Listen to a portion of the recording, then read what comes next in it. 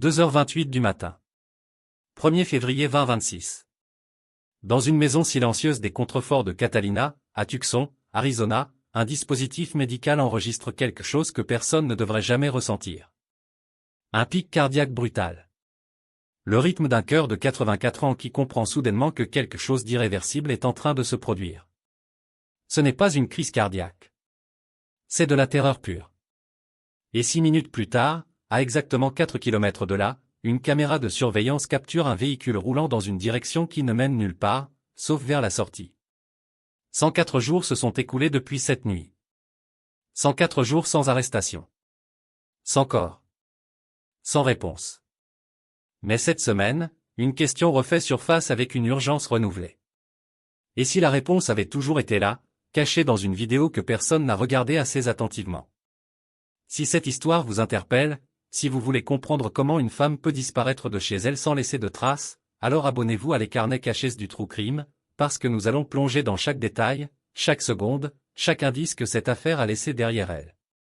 Revenons au 31 janvier 2026. Une journée ordinaire.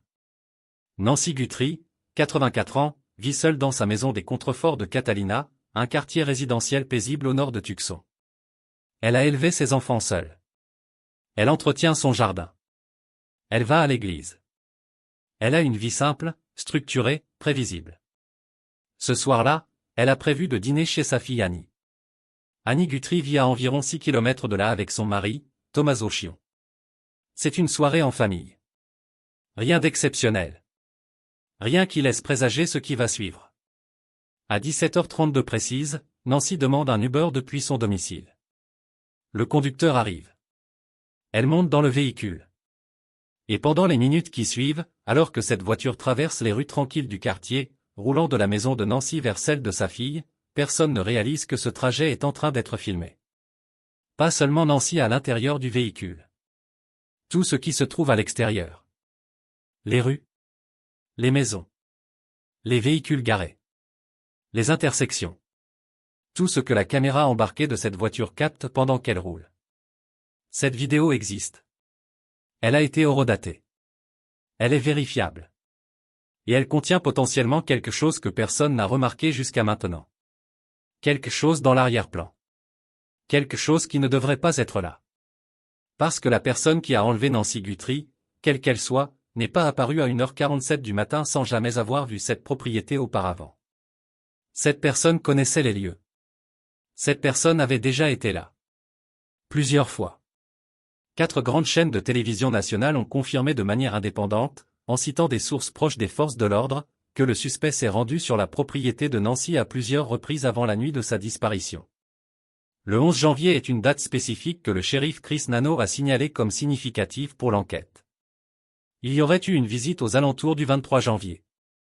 Et possiblement une autre le 30 janvier, soit la veille de la disparition de Nancy. Cette personne connaissait ses allées et venues.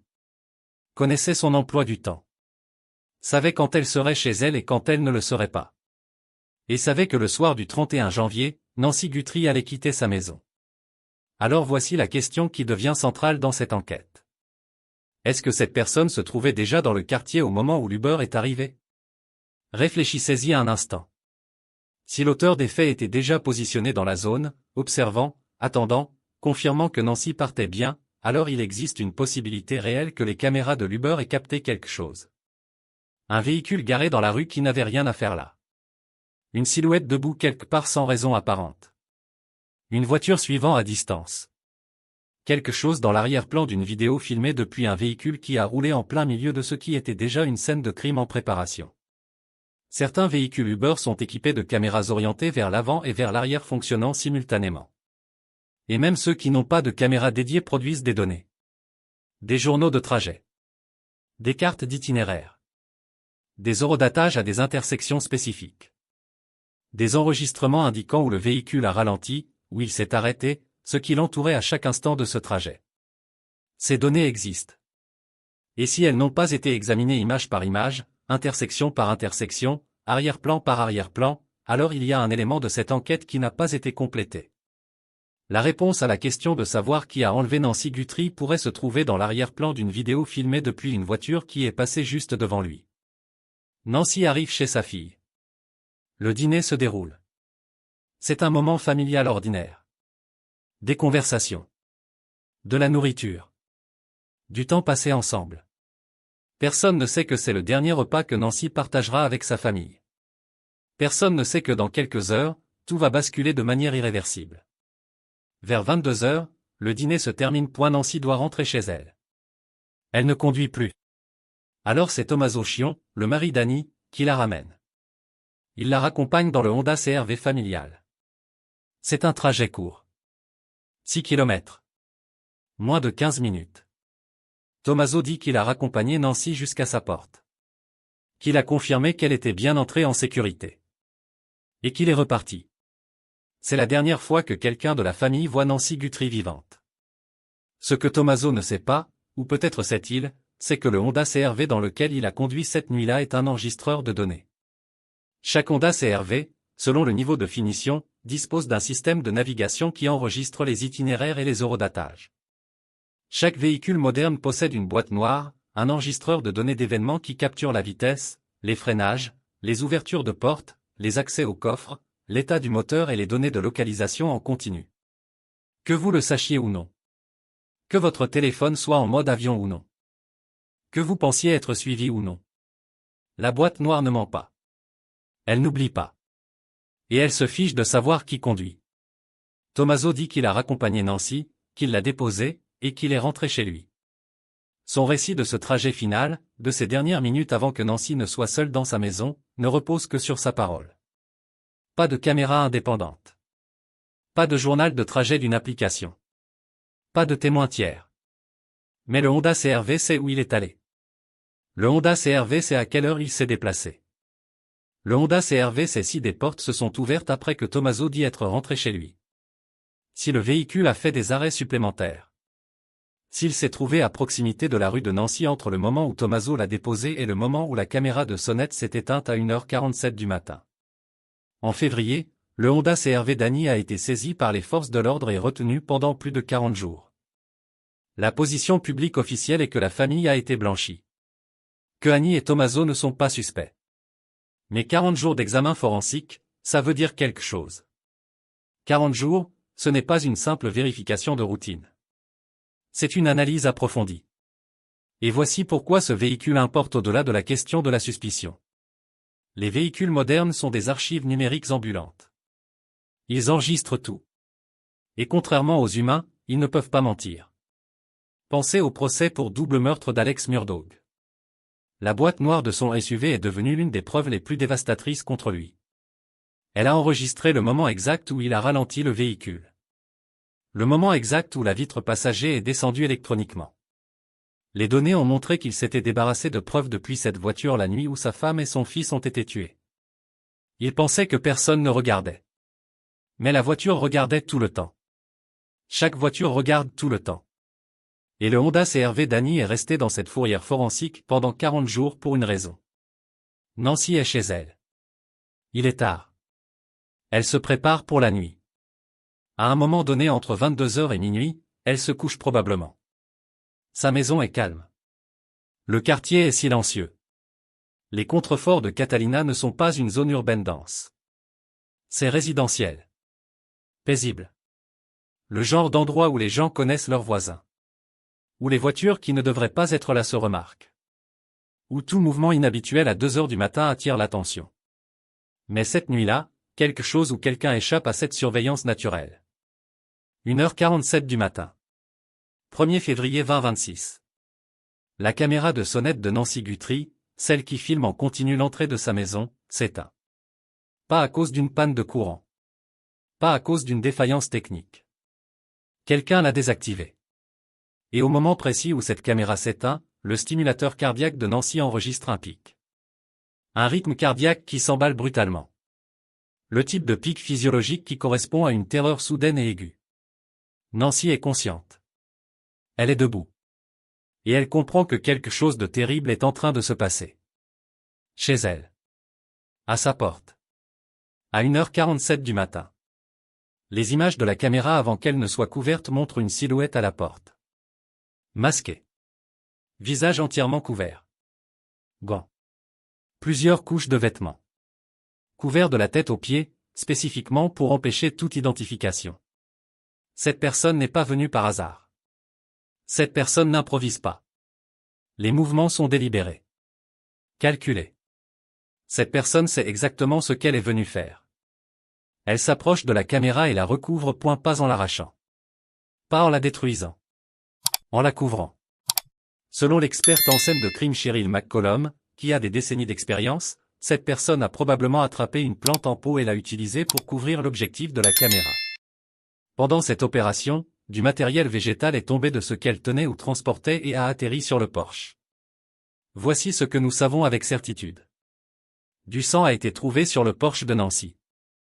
De grosses gouttes, approximativement de la taille d'une pièce de 500, accompagnées de gouttelettes satellites beaucoup plus petites. C'est le motif de sang expulsé sous une certaine vélocité depuis une blessure située au-dessus du point d'impact. La science forensique décrit des caractéristiques spécifiques des gouttes de sang qui tombent naturellement d'une blessure, d'une personne saignant du nez, de la bouche ou d'une blessure à la tête en position debout ou semi-debout. Ces gouttes ont une forme spécifique, une distribution de taille spécifique, un motif satellite spécifique autour du point de dépôt primaire. Ce qui a été documenté sur le porche de Nancy correspond exactement à ce type de dépôt naturel. Joseph Scott Morgan, expert forensique avec plus de 10 000 enquêtes pour décès à son actif, a été catégorique.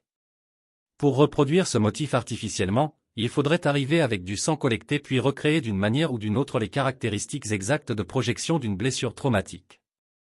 La physique ne coopère tout simplement pas avec ce scénario. Le sang sur le porche de Nancy est tombé de son corps pendant qu'elle était à cet endroit. À ce moment précis.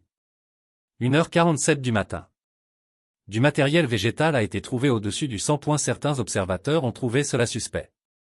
L'explication de Cheryl McCollum est la plus simple et la plus cohérente avec les preuves. La silhouette à la porte a attrapé une plante en pot pour couvrir la caméra. Pendant cette opération, du matériel végétal est tombé et a atterri sur du sang qui était déjà sur la surface du porche. Le feuillage au-dessus du sang n'indique pas une mise en scène. Il indique que du matériel végétal est tombé après que le sang était déjà là. C'est tout. C'est une séquence logique d'événements qui ne nécessite aucune théorie élaborée pour être expliquée. Nancy a été blessée à sa porte. Elle saignait. Et quelqu'un était là, en train de couvrir la caméra pour que ce qui allait suivre ne soit pas filmé. Ce qui s'est passé ensuite, nous ne le voyons pas. La caméra est éteinte.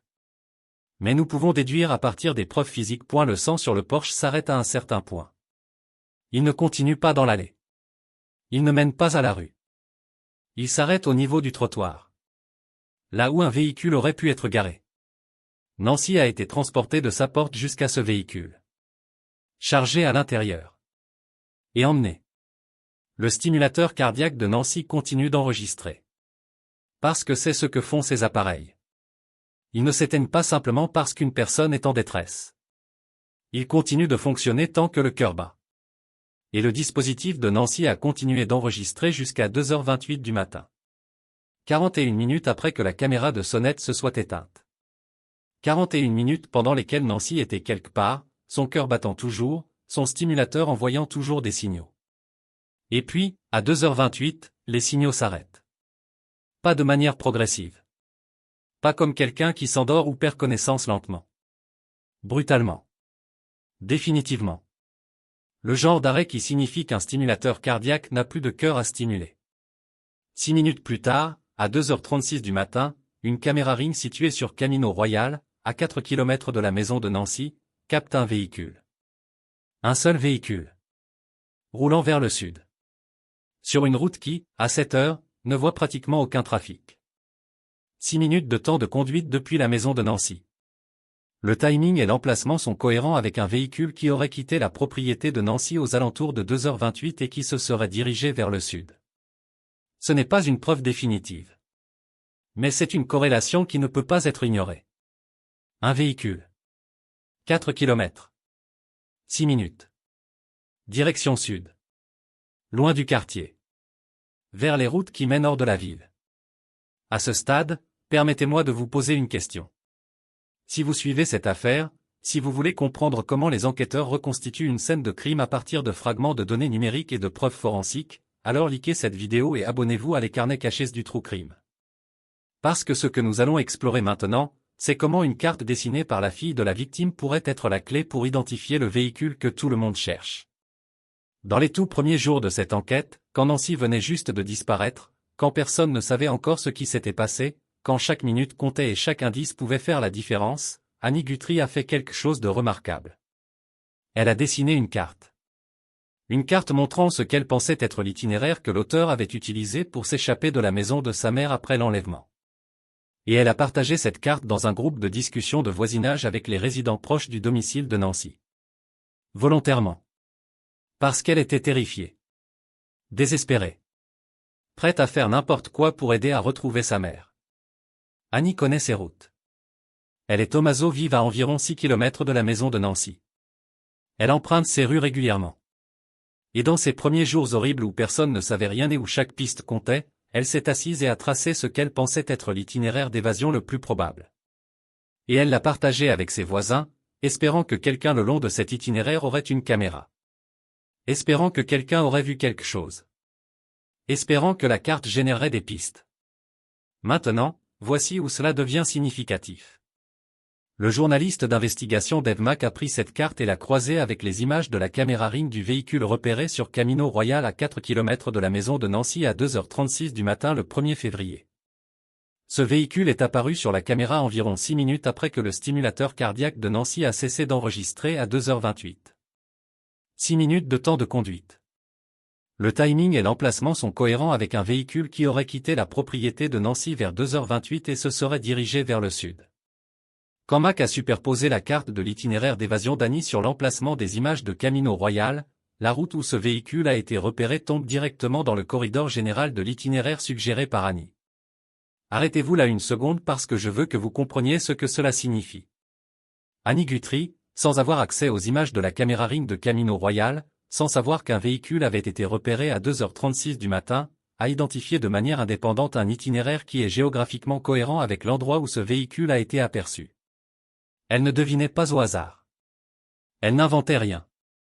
Elle s'appuyait sur sa connaissance de ces rues et identifiait le chemin le plus logique que quelqu'un emprunterait pour quitter ce quartier et se diriger vers le sud. Et ce qu'elle a proposé de manière indépendante dans ses premiers jours désespérés correspond à un élément de preuve de surveillance que les enquêteurs avaient déjà. Ce n'est pas une coïncidence.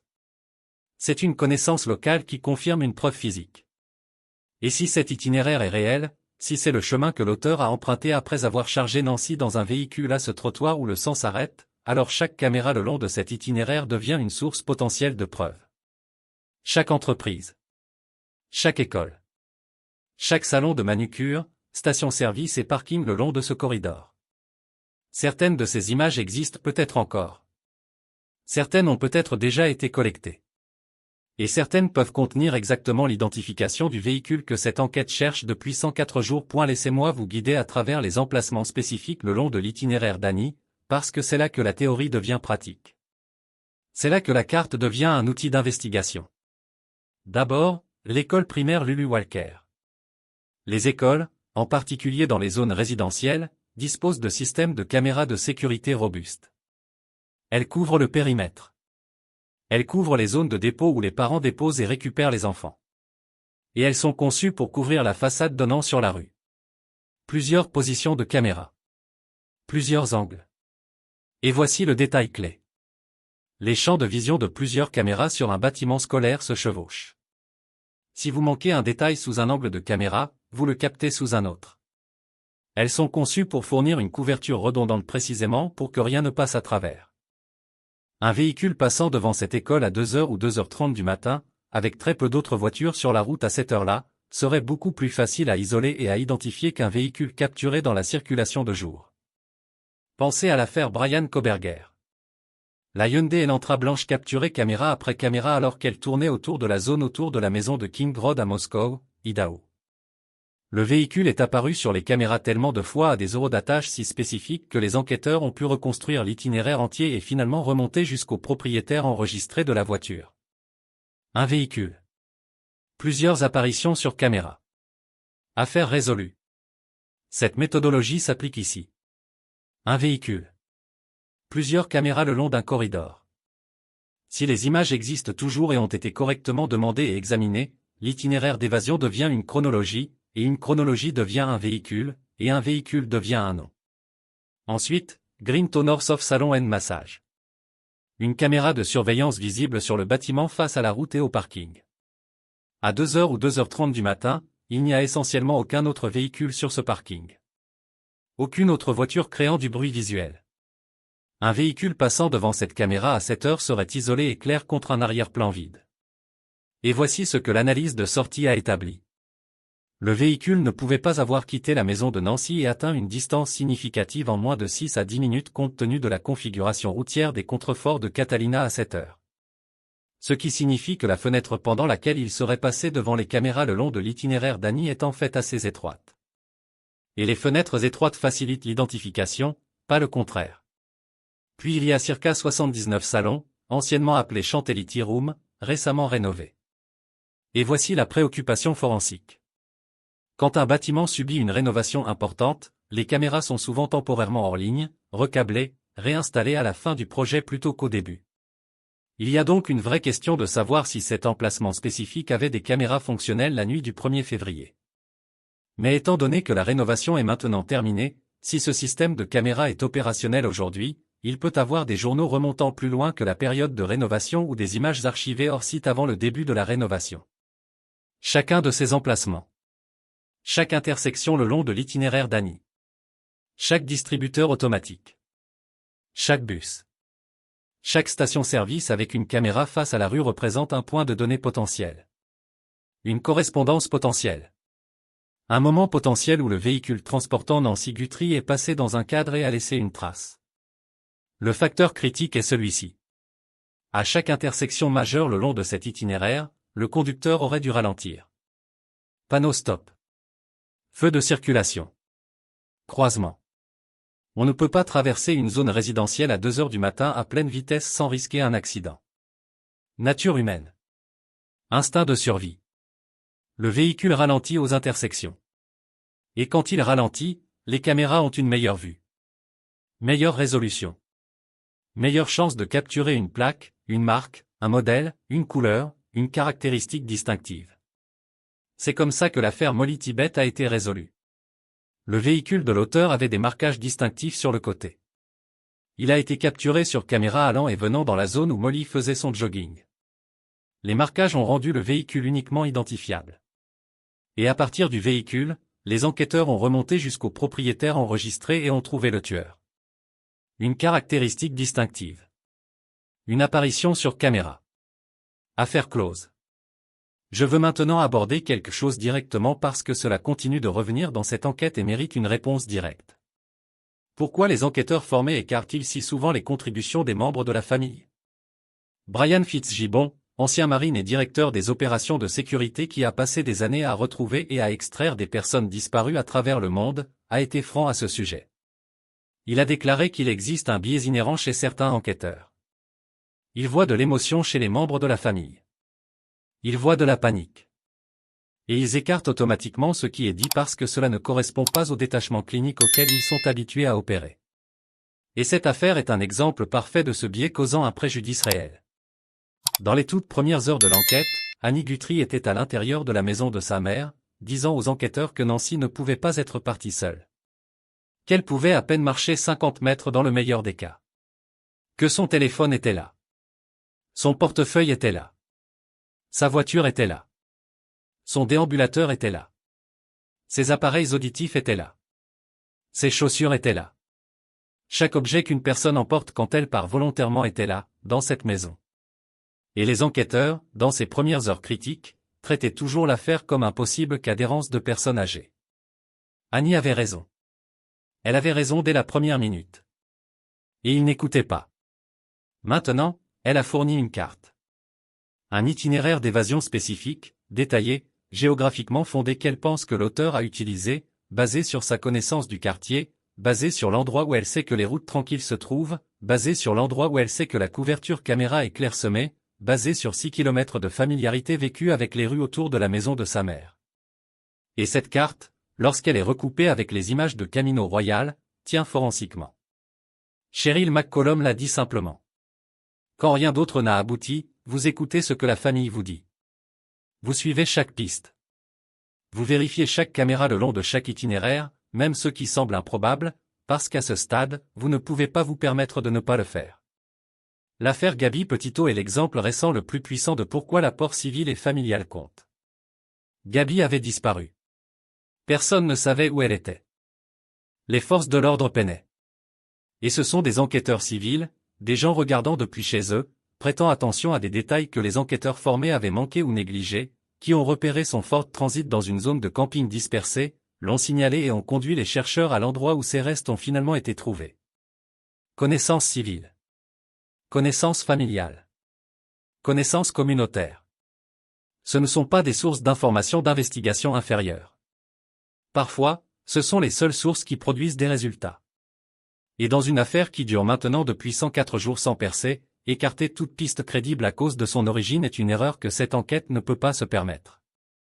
Il y a quelque chose d'autre que je dois aborder parce qu'une théorie a circulé et je pense qu'il est important de la parcourir clairement et d'expliquer exactement pourquoi les preuves forensiques ne la soutiennent pas. La théorie avancée par le psychologue forensique Dr Gary Brucato est que Nancy Guthrie aurait pu être enlevée ou tuée dans un autre endroit et que l'auteur est revenu chez elle après pour mettre en scène le sang sur le porche, pour créer l'apparence que le crime s'est produit là alors qu'il s'est réellement produit ailleurs. C'est une théorie intéressante. Dr Brucato est un psychologue forensique sérieux avec de vraies qualifications. Et l'instinct derrière la théorie, qu'une personne assez organisée pour exécuter ce crime pourrait aussi être assez organisée pour détourner une enquête par une mise en scène, n'est pas intrinsèquement déraisonnable. Mais les preuves physiques ne la soutiennent pas. Et le panel d'experts forensiques a été unanime à ce sujet. Voici pourquoi le motif de sang sur le porche de Nancy Guthrie n'est pas cohérent avec un dépôt de sang mis en scène. La science forensique décrit des caractéristiques spécifiques des gouttes de sang qui tombent naturellement d'une blessure, d'une personne saignant du nez ou de la bouche ou d'une blessure à la tête en position debout ou semi-debout. Ces gouttes ont une forme spécifique, une distribution de taille spécifique, un motif satellite spécifique autour du point de dépôt primaire. Ce qui a été documenté sur le porche de Nancy, de grosses gouttes approximativement de la taille d'une pièce de 500 aux côtés de gouttelettes satellites beaucoup plus petites, et le motif de sang expulsé sous une certaine vélocité depuis une blessure au-dessus du point d'impact. Vous ne pouvez pas reproduire ce motif en plaçant artificiellement du sang sur une surface. Vous ne pouvez pas transporter le sang de quelqu'un vers un endroit dans un conteneur et reproduire la physique exacte de ce que le sang fait quand il quitte un corps sous trauma. La dynamique des fluides est trop complexe. Le motif est trop spécifique. Et la distribution est trop cohérente avec un dépôt naturel pour avoir été fabriqué. Joseph Scott Morgan, un expert forensique avec plus de 10 000 enquêtes pour décès dans sa carrière, l'a dit clairement. Pour reproduire ce motif artificiellement, il faudrait arriver avec du sang collecté puis recréer d'une manière ou d'une autre les caractéristiques exactes de projection d'une blessure traumatique. La physique ne coopère tout simplement pas avec ce scénario. Cheryl McCollum, une enquêtrice de scène de crime avec des décennies d'expérience, a ajouté le détail sur le feuillage trouvé au-dessus du sang, que certains observateurs ont trouvé suspect. Son explication est la plus simple et la plus cohérente avec les preuves. La silhouette à la porte a attrapé une plante en pot et l'a utilisée pour couvrir l'objectif de la caméra. Pendant l'opération, du matériel végétal est tombé de ce qu'elle tenait ou transportait et a atterri sur du sang qui était déjà sur la surface du porche. Le feuillage au-dessus du sang n'indique pas une mise en scène. Il indique que du matériel végétal est tombé après que le sang était déjà là. Et puis il y a le stimulateur cardiaque. Le dispositif cardiaque de Nancy l'a placé à cet endroit à 1h47 du matin, le moment exact où la caméra de sonnette a été désactivée. Le pic du stimulateur a cet horodatage précis et la signature physiologique d'une personne consciente vivant une terreur aiguë soudaine. Chez elle. À ce moment. Elle était là. Le sang est le sien. Et cela s'est produit exactement là où les preuves disent que cela s'est produit. La théorie de la mise en scène exige que vous ignoriez les données du stimulateur cardiaque. Ignoriez l'analyse du motif sanguin. Ignoriez les preuves du feuillage.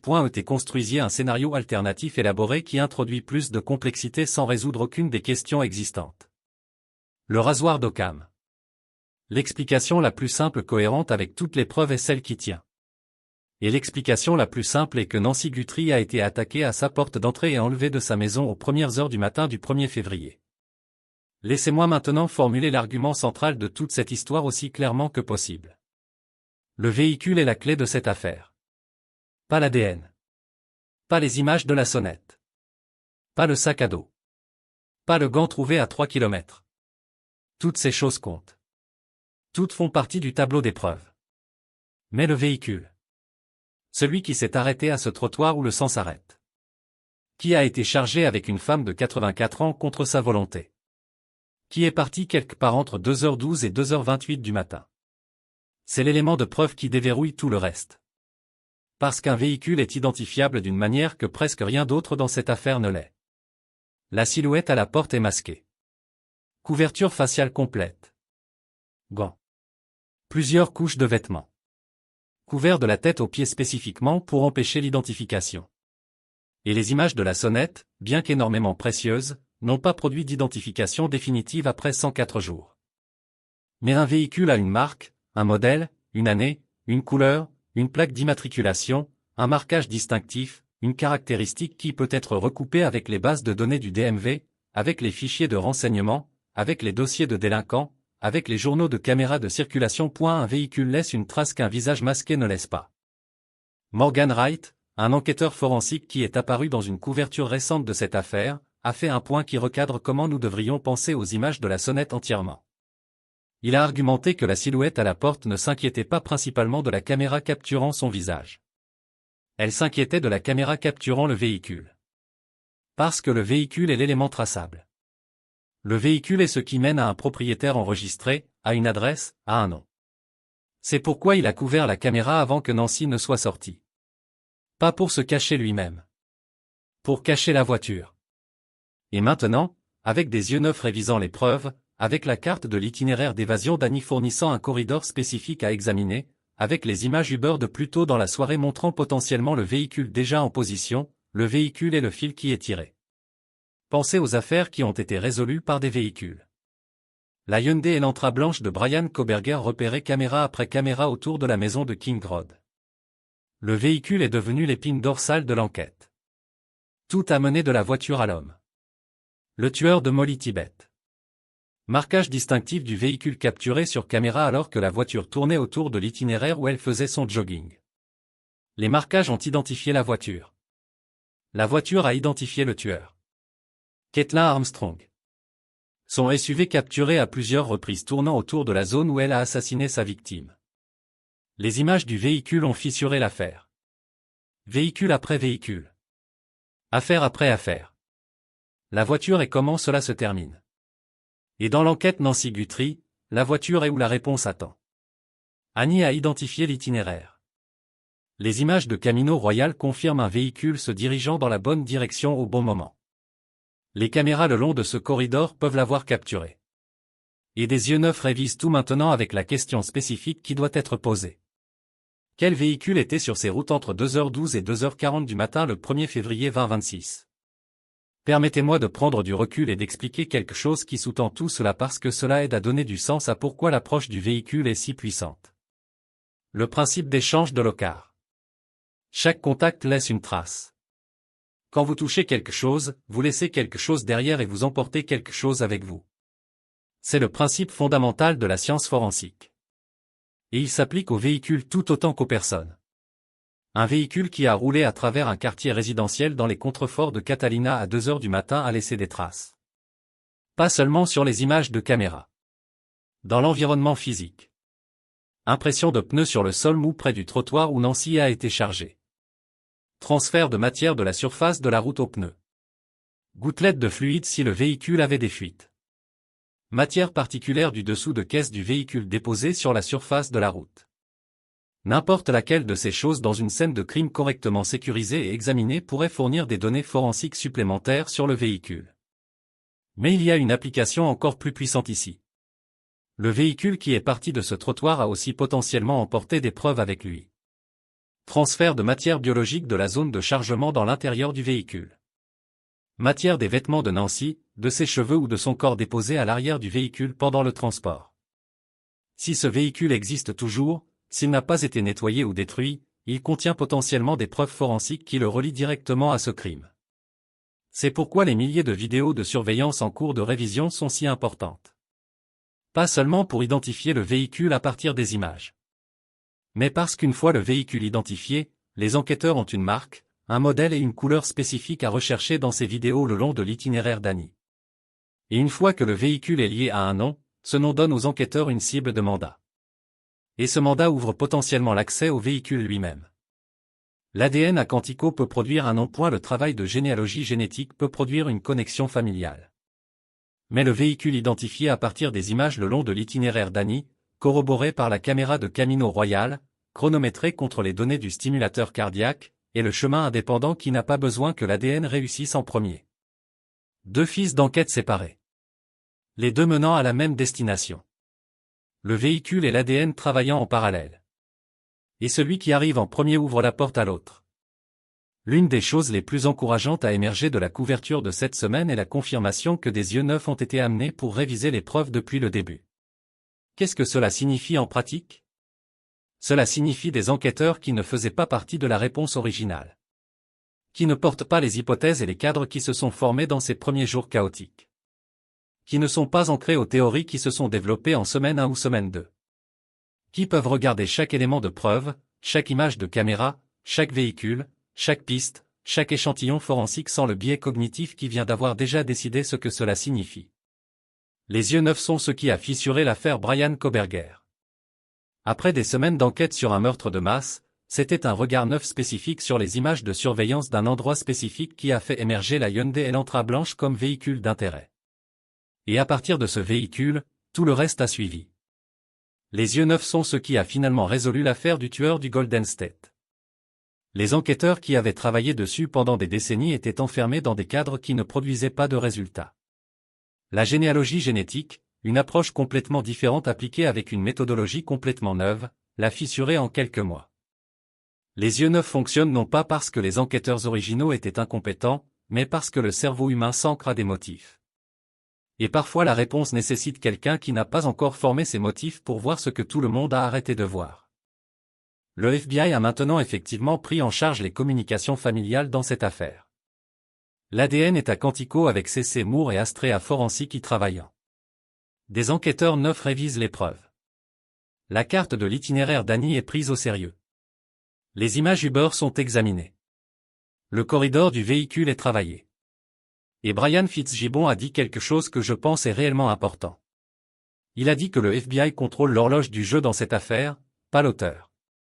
L'auteur ne peut pas effacer l'enregistrement numérique qui existe à travers des milliers de caméras et des douzaines de bases de données. Ils ne peuvent pas conduire à rebours l'itinéraire qu'ils ont pris. Ils ne peuvent pas atteindre en arrière et supprimer chaque image de chaque caméra le long du corridor d'évasion d'Annie. Ils ne peuvent pas défaire les données qui existent dans la boîte noire du Honda CR-V d'Annie. Ils ne peuvent pas ne pas dire ce qu'ils ont dit à qui que ce soit dans les jours et les semaines après le 1er février. Le FBI a un temps illimité, des ressources illimitées, et le type de capacité d'investigation patiente, méthodique, forensiquement fondée qui a résolu des affaires bien plus complexes que celle-ci. L'horloge du jeu est entre leurs mains, pas les siennes. Si vous êtes arrivé jusqu'ici dans cette histoire, si vous voulez continuer à suivre chaque développement, chaque nouvelle piste, chaque percée dans cette enquête, alors prenez une seconde maintenant pour vous abonner à les carnets cachés du True Crime et activer les notifications. Parce que quand l'identification de ce véhicule sera faite, vous voudrez être les premiers à le savoir. Avant de conclure, je dois aborder l'éléphant dans la pièce. Le shérif Chris Nano est toujours techniquement en charge de cette enquête. Même si le FBI gère toutes les communications familiales. Même si des yeux fédéraux neufs révisent les preuves. Même si le Conseil des superviseurs a renvoyé des allégations de parjure contre lui au procureur général de l'Arizona. Même si son dossier de personnel d'El Paso de 88 pages est dans les archives publiques documentant 8 suspensions, 37 jours de suspension, un suspect menotté mis dans le coma, et un vote unanime du conseil disciplinaire pour son licenciement. Il a reçu une date limite pour répondre au conseil des superviseurs sous serment. Ce qu'il a soumis, selon les reportages, était un document préparé avec son avocat qui n'était pas sous serment. Le conseil détermine maintenant s'il faut le faire revenir, forcer un témoignage sous serment à nouveau, et parcourir tout le processus une deuxième fois. Cheryl McCollum a dit quelque chose que je pense reflète ce que la plupart des professionnels forensiques sérieux ressentent à propos de cette situation. Elle a dit qu'elle n'a pas beaucoup de confiance en ce shérif. Il a fait volte-face. Il s'est contredit publiquement. Il a fait des déclarations qui ne correspondaient pas aux preuves physiques. Il a dit qu'il y avait des milliers de véhicules sur ces routes à 7 heures de la nuit alors que tout le monde qui a regardé ce quartier sait que c'est simplement faux à 2 heures du matin. Mais elle a aussi reconnu quelque chose d'important. Retirer un shérif en milieu d'enquête crée ses propres problèmes. Tout remplaçant devrait recommencer de zéro. Reconstruire chaque relation avec chaque témoin et source. Réviser chaque élément de preuve sans le contexte institutionnel qui vient d'avoir été sur l'affaire depuis le premier jour. Et les avocats de la défense dans toute poursuite éventuelle utiliseraient cette perturbation de leadership pour argumenter que toute l'enquête a été compromise depuis le début. Joseph Scott Morgan, qui a plus de 10 000 enquêtes pour décès dans sa carrière et enseigne la forensique à l'université, a dit que cette affaire sera utilisée dans ses cours pendant des années comme exemple de ce qu'il ne faut pas faire. Pas ce que les enquêteurs sur le terrain ont fait de mal, point ce que le leadership au-dessus d'eux a échoué à fournir. La bonne nouvelle. Et il y a de bonnes nouvelles ce soir. Le FBI travaille là-dessus. Les preuves sont regardées avec des yeux neufs. La carte d'Annie est prise au sérieux. Le corridor du véhicule est examiné. L'ADN est au meilleur laboratoire du pays. Et l'horloge du jeu appartient aux enquêteurs, pas à l'auteur. Permettez-moi de tout rassembler. Les dernières images connues de Nancy Guthrie. Révèlent-elles l'identité du tueur? Pas encore. Mais peut-être. Et voici pourquoi cela compte. Ces images Uber de la soirée du 31 janvier existent. L'itinéraire qu'elle a parcouru de la maison de Nancy à celle d'Annie est passé par des rues où l'auteur peut avoir déjà été positionné. Observant. Attendant. Confirmant que Nancy partait avant de se mettre en place. Si ces images n'ont pas été complètement examinées image par image, arrière-plan par arrière-plan, véhicule par véhicule, alors cet examen doit se produire maintenant. Avec des yeux neufs. Avec la question spécifique de quels véhicules et individus apparaissent dans l'arrière-plan le long de cet itinéraire à ce moment spécifique. Annie Guthrie a dessiné une carte dans ses premiers jours désespérés. Et cette carte, quand elle est posée contre ce que nous savons maintenant sur les images du véhicule de Camino Royal, produit une corrélation géographique qui ne peut pas être écartée. L'itinéraire qu'elle a identifié est l'itinéraire qui a du sens. C'est l'itinéraire qui évite les corridors les plus surveillés. C'est l'itinéraire qui se termine dans la direction de l'Interstate 19 et du corridor d'autoroute se dirigeant vers le sud vers la frontière. Le long de cet itinéraire, des caméras dans des écoles primaires, des salons de manucure, des pharmacies, des stations-service et des douzaines de résidences privées ont capturé des images aux premières heures du matin du 1er février. À 2h ou 2h30 du matin, il n'y a presque aucun véhicule sur ces routes. Tout véhicule qui est passé devant ces caméras à cette heure se détache sur un arrière-plan vide. Et à chaque intersection, chaque panneau stop, chaque feu de circulation, le conducteur aurait dû ralentir. Et quand le véhicule a ralenti, les caméras ont eu leur meilleure chance de capturer quelque chose d'utilisable. Le véhicule est la clé. Il l'a toujours été.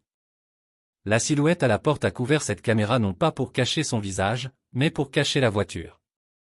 Parce que la voiture est ce qui mène à un nom. La voiture est ce qui mène à une adresse. La voiture est ce qui mène d'une image sur un écran à une personne menottée.